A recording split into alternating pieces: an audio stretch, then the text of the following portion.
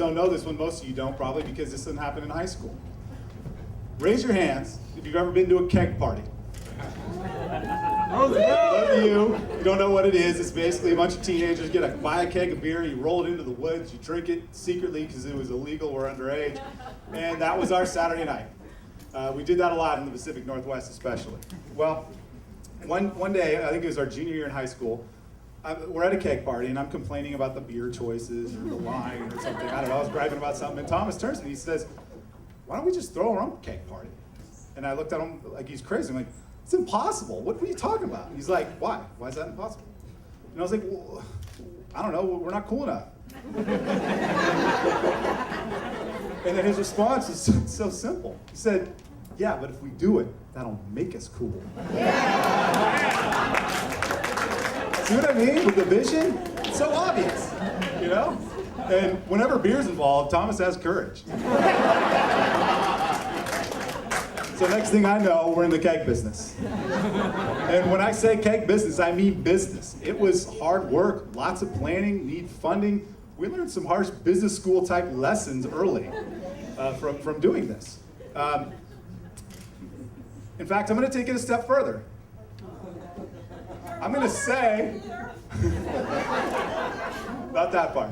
I'm going to say that being married is kind of like having a keg party. Okay?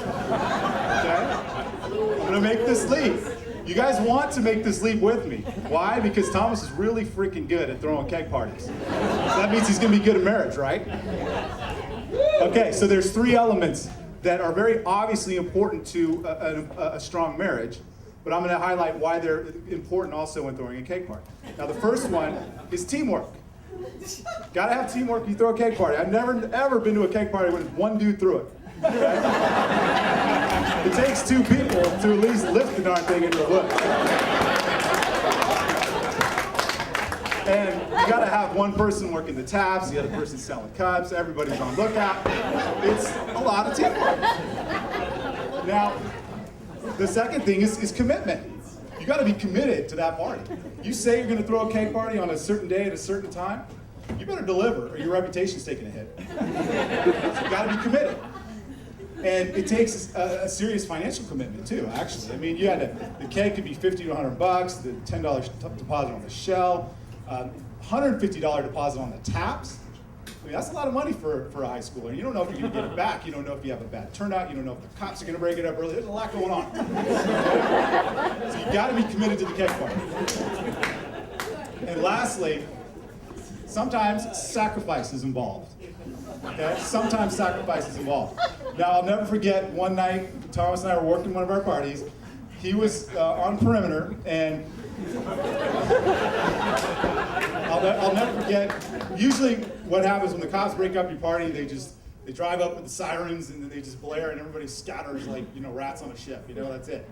Okay, well, I guess Seattle PD was getting pretty ambitious, so they got off on foot and snuck up to our party. And it was dark, and I don't remember seeing anything, but I heard it, and it's kind of sounded like this. Shit, cops. Greg, get the taps, get the hoop. Stay down, kid. But I'm an honor student. I know my rights. Shut up, kid.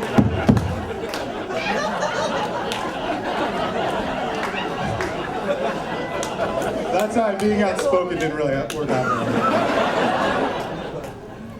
And that sound you heard was basically an overzealous member of Seattle's finest, essentially hog-tying him, all but hog-tying him. But guess what? I got away. And I got away with the taps.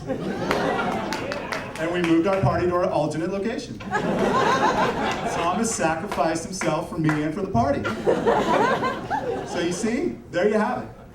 Being married takes teamwork, takes commitment, and it takes sacrifice. And the coolest thing about being up here is I've already seen it with you guys. It's already there. Now Tabata, I haven't known you that long, but I've seen all those qualities exhibited in you. You've done it in the relationship many times. I mean, you guys, it hasn't been easy for you. You've got job situations going crazy. You got in that horrible car accident. You've been through a lot together. But if you work as a team, if you're committed and you're willing to sacrifice, talk about sacrifice. Tabata, poor girl, is terrified to fly. And she married a travel writer. Okay? But she's willing to make a few sacrifices. You know, she'll get on that plane. It might take 10 Xanax and 4 Sonatas, but she'll get on. And that's sacrifice. So with that in mind, folks, I would like you to raise your glasses.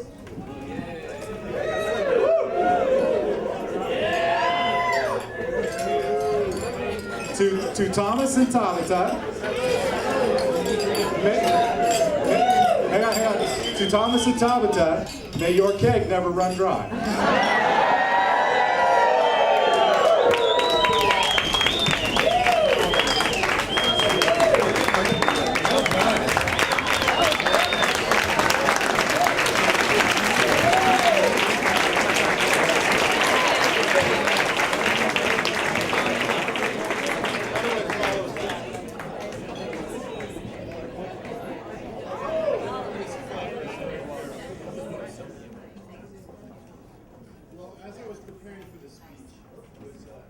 Going on little sleep, thank you.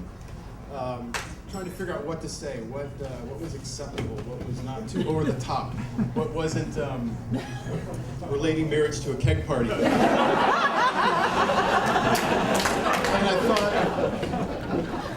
thought, you know, what can I say in front of my parents and my family, my friends that wouldn't embarrass my brother too much? And then I thought about his book, and I thought, well, all the good stories have already been told, so I really shouldn't worry about it too much.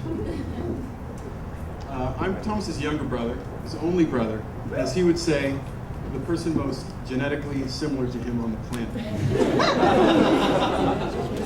And as a younger brother, I've reaped the benefits of that position in my family. Can everybody hear me? Thomas fought all the fights for the things that were given to me.